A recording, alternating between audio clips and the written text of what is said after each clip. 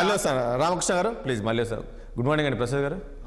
ప్రసాద్ గారు చూశారు కదా, ఏం చెప్తారు? ఇంతసేపు మనం మాట్లాడాము సార్. ముందుగా 60 ప్రేక్షకులకు నమస్కారం, అలాగే ప్యానల్లో ఉన్న పెద్దలకి మీకు కూడా నమస్తే అండి. నమస్తే. ఇవాళ మా రామకృష్ణ గారికి పూర్తి తిరుపతిరావు గారికి ఇద్దరికి ప్రత్యేక నమస్కారాలు. ఎందుకంటే ఇద్దరు మా గురు సమానులు, అందుకని. ఓకే, ఒక్క విషయం నేను చెప్పగలను సార్. ఇవాళ అంటే చావు తప్పి కన్నులొట్టపోయింది అన్నదానికి 11,440 కోట్ల రూపాయలు మనకి ప్యాకేజీ రూపంలో, అంటే గతంలో నిన్నగాక మొన్న జరిగిన పార్లమెంట్ సమావేశంలో 15,000 కోట్లు అంటే మా రామ్మోహన్ నాయుడు గారు బ్రహ్మాండంగా టేబుల్ సరిసి మరి అభినందిస్తే తీరా చూస్తే అది అప్పు కింద పరిణమించింది. కానీ ఇది అప్పు కాకుండా గ్రాంట్ రూపంలో ఇస్తే సంతోషం. నేను నిజంగా ఇందాక రామకృష్ణ గారు చెప్పినట్టు నేను కూడా అభినందిస్తున్నా. కానీ ఇందులో ఆశ్చర్యకరమైన విషయం ఏంటంటే 10,000 కోట్లు దగ్గర ఈక్విటీ క్యాపిటల్ రూపంలో ఇస్తున్నారు, 1,440 కోట్లు మాత్రమే వర్కింగ్ క్యాపిటల్ టైప్లో ఇస్తున్నారు. జాగ్రత్తగా గమనిస్తే మనం అంటే ఇక్కడ ఉన్న పెద్దలకి చెప్పే అంత స్థాయిని అది కాదు, కానీ మనం చూసారా ఎప్పుడైనా మన మెమరాండం ఆర్టికల్స్ అసోసియేషన్స్లో షేర్ హోల్డర్స్ ఎవరెవరు ఎంతెంత ఈక్విటీ పెట్టారు అన్నది పుస్తకాల్లో ప్రింట్ అయ్యి ఉంటుంది. కానీ వాస్తవానికి అది ఎంతో ఎక్కువగా ఉండుంటుంది. ఇప్పుడు ఇక్కడ మనకు ప్రజలు అర్థమయ్యేలా చెప్పాలంటే రెండు విషయాలు ఉన్నాయి. దగ్గర ఒక 300-400 మందిని సూపర్ పవర్ ఉన్న ఇంజనీర్లు అంటే జిఎం లెవెల్ని ఇలాంటి వాళ్ళందరినీ శైలికి ట్రాన్స్ఫర్ చేసిన ఉదంతం ఒకటి. రెండోది 4,000 పైచీలక కార్మికుల ఉద్యోగాలు తీసేసిన ఉదంతం ఒకటి. ఈ రెండు కనుక ఒక్కసారి రిపీట్ చేసుకోగలిగితే, ఈ బ్లాస్ట్ ఫర్నెస్లు గత 3 సంవత్సరాలు బట్టి ఎలా మూసేశారో కూడా గమనించుకోగలిగితే, ఇవాళ ఫేజెస్ వైజ్గా ఫస్ట్ 2 ఫర్నెస్లు ఓపెన్ చేస్తామని, ఆగస్టులో 3వ ఫర్నెస్ కూడా ఓపెన్ అవుతుందని చెప్పడంలో అసలు మూల కారణం మూలం ఏంటి దాని అన్నది ఆలోచిస్తే, మహానుభావుడు వాజ్పేయి గారి దగ్గర నుంచి మనం ఎవరో ఐడెంటిఫై చేయలేదు, ఆ మహానుభావుడు ఐడెంటిఫై చేశాడు. దీనికి ముడి సరుకే ప్రాబ్లం అని. ముడి సరుకు ఎప్పుడైతే మనకు వస్తుందో దాంతో ఉన్న అప్రహెన్షన్స్ అన్నీ పోతాయి. ఇప్పటికి కూడా ముడి సరుకు మీద తప్ప, ఆ ఒక్కటి తప్ప మిగిలినవన్నీ మాట్లాడిన ఈ కేంద్ర ప్రభుత్వాలకి డిజిన్వెస్ట్మెంట్లో 100 కంపెనీలని ప్రభుత్వాన్ని ప్రైవేట్ పరం చేసే దాంట్లో ఇది నెంబర్ ఉంది.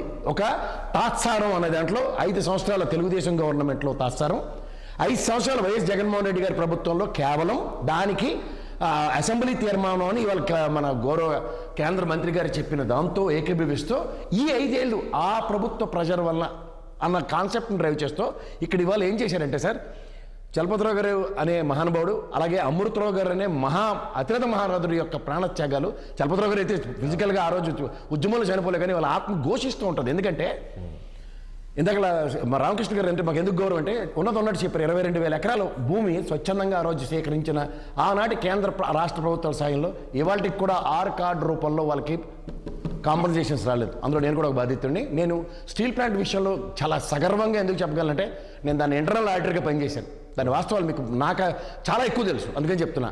ఇవాళ మీరు ఈక్విటీ రూపంలో ఎందుకు చెల్లిస్తున్నారు అంటే జాగ్రత్తగా గమనించుకుంటే అది దగ్గర 25-30 వేల కోట్ల రూపాయల్లో అమ్మకానికి పెట్టారు.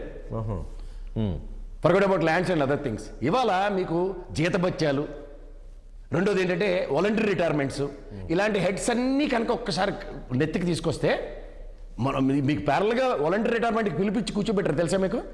జాగ్రత్తగా వినండి. అశ్వత్థామాతకు కొంచెం, ఎందుకంటే మా గౌరవ తిరుపతిరావు గారికి నేను ఖండించేంత స్థాయి నేను పెంచుకోలేదు, కానీ ఆయన దృష్టికి తీసుకొచ్చే స్థాయిని పెంచుకున్నాను. సో ఇక్కడ ఏంటవుతున్నాయంటే ఈ కాంపన్సేషన్స్ అన్నవి ఎప్పటికప్పుడు సెటిల్ చేయడానికి, ఇప్పుడు ఉదాహరణకి ఈ 10,000 ఏదైతే మీరు ఇవాళ ఇచ్చిన 11,440 కోట్లు కనుక ఇవ్వకపోయి ఉంటే కొనుక్కుని వాడికి ఈ రేటు తగ్గిపోతుంది. ఇది మనం ప్రత్యక్ష పరోక్ష పనుల్లో స్టీల్ ప్లాంట్ ఫంక్షనింగ్ కనుక జస్ట్ 1 ఇయర్ బట్టి ఉంటే 1.5 ఇయర్ బట్టి ఉంటే అది ఎట్ట కాదన్నా దాని ఉత్పాదకత ప్రాఫిట్ మాడ్యూల్లో ఉన్నది. దాని లాసెస్ కూడా ఫ్యాబ్రికేటెడ్ లాస్. నేను వాళ్ళకి బల్ల గుద్ది మరీ చెప్తాను, ఎందుకంటే సెకండ్ ఫేజ్ హ్యూజ్ ఎక్స్పాన్షన్కి వెళ్ళింది. ముడి సరుకు ప్రాబ్లంకి ఎప్పటికి కూడా రిజాల్వ్ కాకుండా మళ్ళీ ఎక్స్పాన్షన్కి వెళ్ళింది. అది ఓకే. ఇంకోటి చెప్తాను సార్, మీకు ఇంకోటి చెప్తున్నాను. 2,80,000 కోట్ల ప్యాకేజీలు అనౌన్స్ చేసిన గౌరవ ప్రధానమంత్రి గారు నిన్న కాక మొన్న విశాఖపట్నం వేదికగా ఆయన ఏమీ కాకుండా దీన్ని 11,440 కోట్లు ఇంకొంచెం అనౌన్స్ చేసి వెళ్ళి ఉంటే ఎంత గర్వంగా ఉందను. ఎందుకు అనౌన్స్ చేయలేపారు చెప్పండి? క్యాబినెట్ మీటింగ్లోనే ఎందుకు అనౌన్స్ చేశారు చెప్పండి? క్యాబినెట్ మీటింగ్ సారాంశం ఏంటంటే, వెన్ ఇట్ ఈస్ ఇన్ రిజర్వ్మెంట్ ప్రాసెస్లో ఉన్నప్పుడు ఈ అప్రహెన్షన్స్లో what the aimed amount versus వీళ్ళు ఇవాళ మనం మళ్ళీ కూర్చుంటే ఈ 11,440 కోట్లకి డెంట్ పడుతుంది. సో దీన్ని పర్యవసానాలను ఎక్కడ మనం అధిగమించాలన్న దగ్గర సేఫ్ జోన్ ఎలా క్రియేట్ చేసుకున్నారంటే జస్ట్ కాంపన్సేషన్స్ ఇస్తున్నట్టుగా. ఇప్పుడు నేను 2 విషయాలు చెప్పగలను. ఆ వెనకతలకి శైలికి పంపించిన ఎంప్లాయీస్ వెనక్కి తీసుకొచ్చి కాస్త ఊరటనే కదా సార్. మళ్ళీ మీకు చెప్తాను, ఇవాళకి జీతాలు లేక నేను పండగ రోజు ఉద్యమం చేశారు వాళ్ళు. Don't forget the facts. మీరు ఎప్పుడైతే మనకి జీతాలే లేని పరిస్థితి దగ్గర వాళ్ళ దగ్గర రూపాయి లేదు, రూపాయి దగ్గర ఇప్పుడు మనం ఏమవుతుంది, ఆపన్నహస్తం కింద కేంద్ర ప్రభుత్వం ఇచ్చింది మనకి పరిమాణంలో కనబడుతూ ఉంటుంది. కానీ వెనకాతల కాన్స్పిరసీ థియరీ గమనించండి. సో కాన్స్పిరసీ థియరీలు ఏమవుతున్నాయంటే ఉద్యోగాల బదలాయింపు, కాదండి. 4,000 కార్మికులు తొలగింపు, తదనంతరం వచ్చిన పరిణామాల్లో ఇవాళకి కూడా జీతం వల్ల నిస్సహాయ స్థితి. ఇవన్నీ ప్రజలకు తెలియదండి. ఈ రోజు ప్రైవేటీకరణ జరగకుండా చంద్రబాబు నాయుడు గారు చేశారనేది ఒకటి బాగా జనంలోకి వెళ్తుంది. దాంతో రాజ్ గారు మీకు మళ్ళీ చెప్తున్నాను, గత 10 సంవత్సరాలు బట్టి మహానుభావుడు పివి నరసింహరావు గారు గతంలో జగన్మోహన్ రెడ్డి గారు ఎందుకు చేయలేకపోయారు అనేది క్వశ్చన్ చేస్తారు అందరూ. అదే చెప్తున్నాను, ఇది కేంద్ర ప్రభుత్వం ఆధీనంలో ఉన్న కేంద్ర ఆధీన సంస్థలు పట్టుకుని రాష్ట్ర ప్రభుత్వాలు ఏం చేస్తాయంటే మా అయితే ధర్నాలు చేస్తాయి. మా గంటా శ్రీనివాసరావు రాజీనామా చేస్తాడు, పల్లా శ్రీనివాసరావు నిరాదీక్ష కూర్చుంటాడు, విజయసాయి రెడ్డి పాదయాత్ర చేస్తాడు. ఇంతకన్నా ఇంకేం చేయగలుగుతారు? రెండోది, కేంద్ర రాష్ట్ర ప్రభుత్వాల సమన్వయంతో రాష్ట్ర ప్రభుత్వం కూడా టేక్ ఓవర్ చేయడానికి సిద్ధంగా ఉన్నామని గత కేంద్ర రాష్ట్ర ప్రభుత్వ తీర్మానం కూడా ఉంది. మీరు ఇది గమనిస్తే అవును. మరి ఎందుకు ఇప్పుడు ఇంతకుముందు తిరుపతిరావు గారు కూడా అదే అన్నారు, వాళ్ళు ప్రయత్నం చేశారు కానీ చెప్పుకోలేకపోయారు, తీర్మానం చేసి పంపించారు. వాస్తవం సార్ మీకు ఒక చిన్న విషయం అనుకోండి, మనం అశ్వత్థామ కుంజరం మర్చిపోకండి. ఇప్పుడు ఇక్కడ మీకు అనకాపల్లి అంటే కోతవేడి దూరం, నాకు తెలిసి నాకు తిరుపతిరావు గారికి తెలిసినంత విశాఖ పెద్ద జిల్లా భౌగోళిక స్థితిగతులు ఎవరికి తెలియదు, కానీ 20 కిలోమీటర్లు కూడా ఈడ్చి కొడుతూ ఉంటుంది. వెనక స్టీల్ ప్లాంట్ గేట్ నుంచి బయటకు వెళ్తే అనకాపల్లి వస్తుంది. అలాంటి అనకాపల్లి వాళ్ళ మెటల్ గారితో ఒక స్టీల్ ప్లాంట్ పెట్టించేంత సామర్థ్యం ఈ కేంద్ర ప్రభుత్వం నిర్ణయం కింద ఉన్న తరుణంలో దానికి ఉన్న బేసిక్ ప్రాబ్లం మెటల్ గారికి రా మెటీరియల్ ఎక్కడి నుంచి వస్తుంది? ఈవెన్ నిన్న మీరు గమనించగలిగితే ఆద్యంతం రామ్మోహన్ నాయుడు గారు చాలా బాగా మాట్లాడారు, తర్వాత శ్రీనివాస్ వర్మ గారు బీజేపీ పరంగా చాలా బాగా మాట్లాడారు. కానీ గాలి తీసేసిన కుమారస్వామి గారికి లాస్ట్ అవకాశం ఇస్తే మన ఛానల్ అన్ని కట్ చేస్తే లైవ్ కోడ్ టెలికాస్ట్ చేయకుండా, కానీ కుమారస్వామి గారు సారాంశం మాట్లాడారు. ఏంటంటే the major apprehensions and major consensus towards ఈ వైజాగ్ స్టీల్ ప్లాంట్ అన్న దగ్గర మనం ఏం చేయబోతున్నాం అన్న దానికి ప్రజెంట్ ఏం చేస్తారంటే ప్యాసిఫికేషన్ నడుస్తుంది.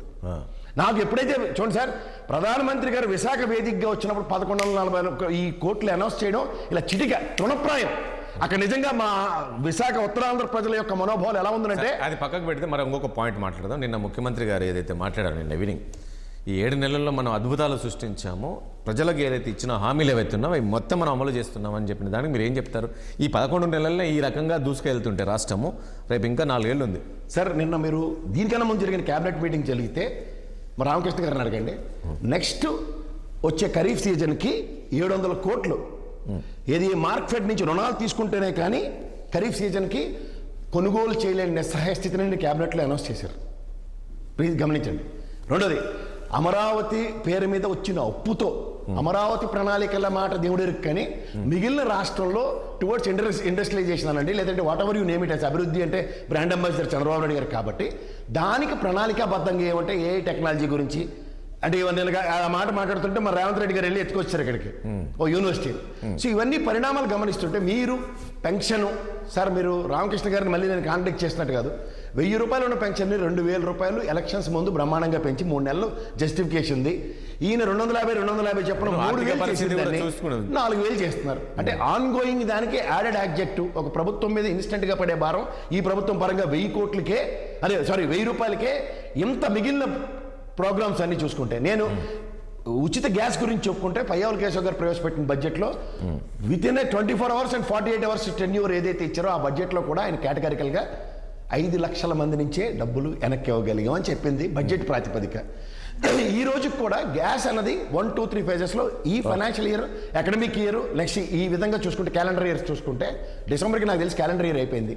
ఈ 6 నెలల్లో 3 నెలలకు ఒక బండ అనుకున్నా, లేకపోతే 4 బండలు ఇస్తానన్నా 3 బండలు ఇస్తానన్నా చూసుకున్నా 4 నెలలు ట్రాన్స్ఫర్ అయిపోయింది కాబట్టి రెండో బండ కాదండి. ప్రసాద్ గతంలో మీరు అనుకోవచ్చు డబుల్ ఇంజన్ సర్కార్ ఉండాలని బీజేపీ పదే అనేది డబుల్ ఇంజన్ సర్కార్ ఉంటే రాష్ట్రం అభివృద్ధి వైపు ఎలా దూసుకు వెళ్తుంది. సరే సార్, డబుల్ ఇంజన్ సర్కార్ కదా దానికి నిదర్శనమే నిన్న చూశారు కదా, మొన్న వచ్చినప్పుడు మోడీ ఏ రకంగా ప్రకటించారు. ఈ రోజు అది కూడా ఒక్క మాట, మరి రామకృష్ణ గారికి ఒక చిన్న విన్నపం ఏంటంటే, రామకృష్ణ గారు 2014 నుంచి 19 దాకా గౌరవ ఆంధ్రప్రదేశ్కి సంబంధించిన రోడ్స్ అన్నది ఏదైతే నేషనల్ ప్రాజెక్ట్ అని బ్రహ్మాండం చెప్పాడు అట్లా, ఏది దగ్గర రైల్వే ప్రాజెక్ట్ 54,000 కోట్లు on going road projects and 78,000 ఎంతో రైల్ ప్రాజెక్ట్స్. అవును సార్, 2014-19లో 118,000 కోట్లు మనకు సాధించుకున్న 6 జిల్లాలను కనెక్ట్ చేస్తున్న అనంతపూర్ నుంచి వచ్చే హైవే ఫర్ యువర్ ఇన్ఫర్మేషన్.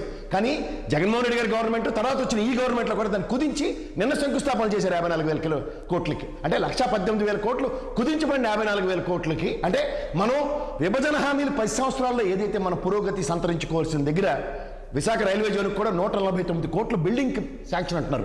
అది మొన్న లాస్ట్ ప్రవేశపెట్టిన బడ్జెట్లో ఎలకేషన్ లేదు. దానికన్నా ముందు బడ్జెట్ ఒకసారి చూసుకుంటే 150,000కి పరిమితం అయిన దగ్గర, ఎందుకంటే తిరుపతిరావు గారికి బాగా తెలుసు, మా రామకృష్ణ గారికి ఎంతకన్నా బాగా తెలుసు, 1,19,050 రూపాయలు ఎంతో దానికి శాంక్షన్ చేస్తే సార్, అది కూడా జీతపత్యాలు సూపర్ ఇంటికి. తదనంతరం రాజ్యసభలో ఉభయ సభ్యులు అంటే నేను గౌరవ తెలుగుదేశం గౌరవ వైఎస్ఆర్సీపీ వాళ్ళు రాజ్యసభలో గట్టిగా ప్రేరేపించి అడిగితే విశాఖ రైల్వే జోన్ గురించి పార్లమెంట్ సెషన్ దాటవేశారు. రాజ్యసభలో తప్పించుకోలేక ఇచ్చిన కన్సిడరేషన్ ఎక్స్క్యూజ్ ఏంటంటే ఎస్ పాత ఆన్గోయింగ్ ప్రాజెక్ట్స్ కింద కన్సిడర్ చేస్తామన్న ఒకే ఒక్క మాట దాటవేశారు. కానీ ఇవాళ నిన్న శంకుస్థాపనకు నోచుకున్న దగ్గర మీరు గమనించండి 1,49,000 కోట్లు మొన్న గవర్నమెంట్ రాగానే వచ్చిన బడ్జెట్ లో అలొకేషన్ లేదు. ఇది రేపు ఫిబ్రవరిలో ప్రవేశపెట్టే బడ్జెట్ లో డబుల్ ఇంజన్ సర్కారులు ఉంటే దూసుకుపోతుంది అన్నదానికి మీరు ఇవన్నీ లెక్కలు చెప్తున్నారు. అయితే ఖచ్చితంగా సార్, అది నాకు రామకృష్ణ గారికి ఇంకా బాగా తెలుసు. కానీ ఇవాళ కూటమి బంధానికి కట్టుబడి మాట్లాడలేకపోతున్నారు. ఎందుకంటే పురోగతి సంతరించుకోవడంలో మీరు అన్న ఆన్ గోయింగ్ ప్రాజెక్ట్స్ ఏవైతే ఉన్నాయో, రైల్వే ప్రాజెక్ట్ కూడా రైల్వే ప్రాజెక్ట్ జోన్ వస్తున్నప్పుడు దానివల్ల వచ్చే రెవెన్యూ 10 సంవత్సరాల్లో ఎంత రెవెన్యూ స్టేట్ కి వచ్చిందో చెప్పండి. చాలా సార్లు తిరుపతిరావు గారు ఈ టాపిక్ మాట్లాడారు. మనకు డబుల్ ఇంజన్ సర్కారు విషయంలో చాలా సార్లు మనం చర్చించాం సార్. అవుట్ ఆఫ్ 10 years 10 ఏళ్ళలో 5 ఏళ్ళు డబుల్ ఇంజిన్ సర్కారే. విశాఖ రైల్వే జోన్ ఎందుకు నోచుకోలేదు? ఈ రోజు రూపాయి అర్థం మనకు వచ్చేది కదా సార్. దాని మీద మాట్లాడి తిరుపతి